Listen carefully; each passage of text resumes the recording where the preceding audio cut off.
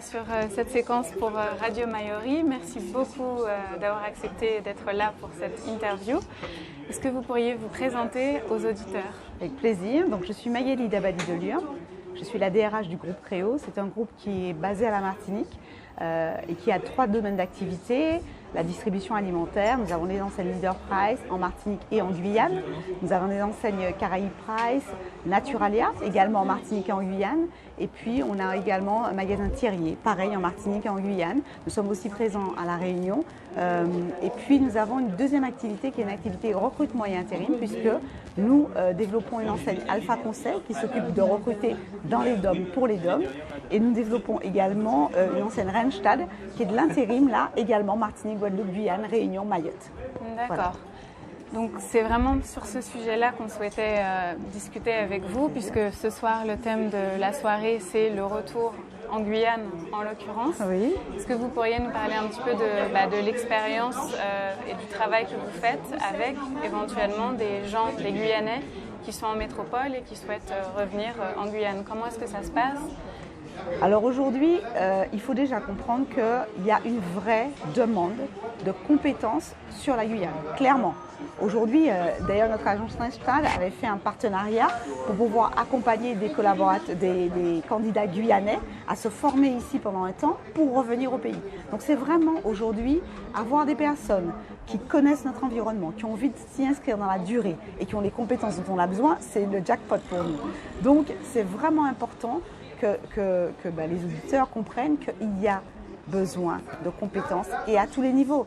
On expliquait tout à l'heure qu'on recherche du comptable en passant par des préparateurs, des caristes, mais également des directeurs commerciaux, des contrôleurs de gestion. Vraiment, dans tous les domaines, on a besoin de personnes. La Guyane, c'est un territoire qui est bourré de charme. Maintenant, tout le monde n'est pas prêt ici à installer et sont essentiellement prêts à ici installer des gens qui ont des attaches, qu'elles soient familiales, qu'elles soient parce qu'ils ont de près ou de loin côtoyé la Guyane. Donc c'est vraiment, nous sommes présents à Paris parce que c'est un marché d'emploi, c'est finalement le marché d'emploi dominant le plus large, mais avec l'objectif de faire revenir ces compétences-là sur le territoire. D'accord. Bon, très intéressant. On parlait ce soir lors de la conférence des idées reçues et ce qui peut faire peur pour des Guyanais qui sont basés en métropole et qui aimeraient revenir en Guyane mais qui ont peur. Par exemple, une des grosses idées reçues dont on discutait, c'est le salaire. Oui. Est-ce que vous pourriez nous en parler et d'autres idées reçues éventuellement qui ne correspondent pas forcément à la réalité ou alors qui sont à nuancer et à mettre dans un contexte? Alors si on parlait de la rémunération, c'est vrai qu'on se dit je vais revenir dans mon pays mais pour gagner moins.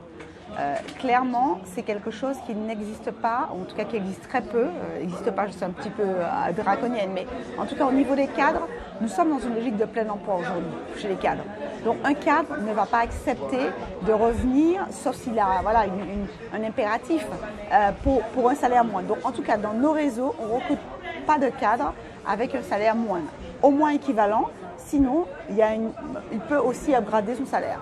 Après, sur des fonctions plus par exemple, je prends l'exemple de comptable, on citait ça tout à l'heure, c'est sûr que déjà il y a une différence de salaire entre comptable d'une petite PME ici dans l'Hexagone, d'une grande entreprise, etc. Donc c'est sûr que si vous passez d'une très grosse entreprise ici dans l'Hexagone à une PME en Guyane, vous pouvez perdre un peu en rémunération.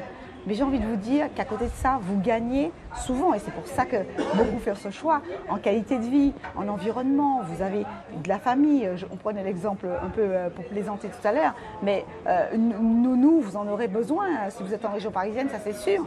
Alors que si vous êtes en Guyane, vous aurez une mamie gâteau, vous aurez des cousins, des cousines qui pourront aider. Ce ne sont pas que des idées reçues, cette solidarité, elle est beaucoup plus présente parce que simplement on a un environnement familial qui est important, beaucoup plus présente sur notre territoire qu'on l'a à Paris, par exemple. Après, d'autres idées reçues, c'est le prix des loyers. Alors c'est vrai qu'en Guyane, c'est pas toujours simple la recherche de logement, mais elle n'est pas non plus simple à Paris. Et on peut très facilement se rendre compte des prix parce que tout chez nous se négocie sur le net. On peut aller voir et puis couper court à ces idées reçues. Voilà. D'accord. En termes de qualification, est-ce que vous avez des chiffres à donner aux auditeurs sur les les Guyanais de métropole qui sont en train de revenir. Aïe, la colle. Ou la question bonus, les profils qui existent déjà en Guyane actuellement de gens de Guyanais qui étaient en métropole et qui sont revenus. Et troisième question bonus, vous pouvez choisir dedans, quels sont les profils qui manqueraient et que vous aimeriez attirer en Guyane? Alors, un domaine qui se développe énormément en Guyane, mais vous l'avez tous constaté, c'est la grande distribution alimentaire.